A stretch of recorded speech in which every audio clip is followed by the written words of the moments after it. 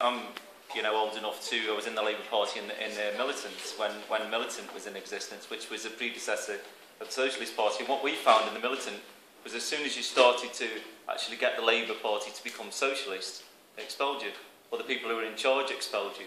And if people went and they started to take control of the GCs or the organisations, and the Labour Party was a lot more democratic then than it is now, but they just expelled them and they chopped the heads off them.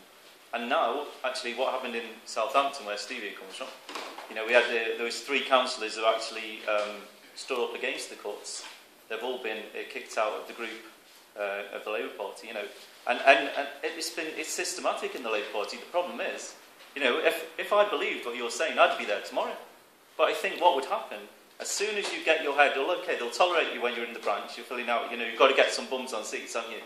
As soon as you start to put your head above the parapet and start to say, okay, let's stand one councillor. Why isn't there one councillor in Brent who said, no, we're not going to have these libraries, no, we're not going to have these, job losses, we're not going to have these closures of services.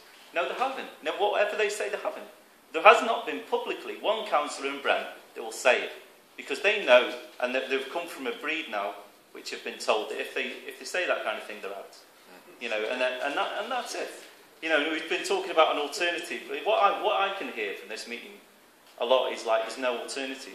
From the arguments of this man over here who says the goons will come in, and the other councillor here, the goons will come in and run the shop if councillors say, well, they won't set a needs budget. Well, let them try. How do you let them try and run the shop? And let's see then the resistance. Let's see the fight on. We don't have the fight on unless people stand up and start to fight. The Labour Party was set up by people who leaving pits, leaving cotton mills and going into Parliament because they realised there wasn't enough to organise in the trade unions. They had to take things onto a political level because we do need an alternative, especially what Jerry was saying. The next Labour government will implement the next 75% of cuts. What kind of future is that for any of us? We're not bothered here about getting the Labour Party club or the Tory Party club elected. We're talking about stopping the cuts. Now, I'm for anyone who stands up against the cuts, but I'm totally against anyone who backs the cuts and anyone who's spineless enough to take power and then implement cuts. Now, what we need is a political alternative to that. It's not true that there's no possibility of that.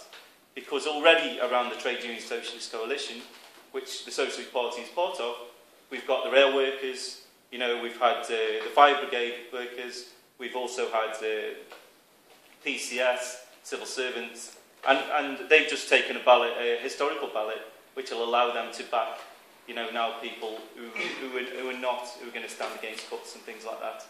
So, there is an alternative. We go back to this idea that there is no alternative. Well, look at the miners in South Africa right now. Miners in South Africa on strike, and they have actually had the bravery to stand up when they're being shot. They're being shot for the right to strike. Now, people in this country did that. They stood up when there was far more raised against them than there is now. So there has to be an alternative, but the alternative starts by people standing up, and they have to be people in power standing up as well, and councillors standing up. Can I just ask you to give us 30 Birmingham Council just announced £600 million worth of cuts. Now, local authorities are not going to resemble local authorities in the future of what they are now. Even, we might get a fight on when Mr. Butt's job is threatened itself, I think, but, we can't afford to wait for that, and I can't afford to wait for the Labour Party to have its internal battles. We need people now, we need councillors now, we need representatives who's going to stand and fight to stop the decimation that's going on in people's lives. That's very real. That's the Coonahans, that's everyone out there whose services, lives, education, NHS is all getting taken apart right now, and we've got to fight now to stop that. Thank you.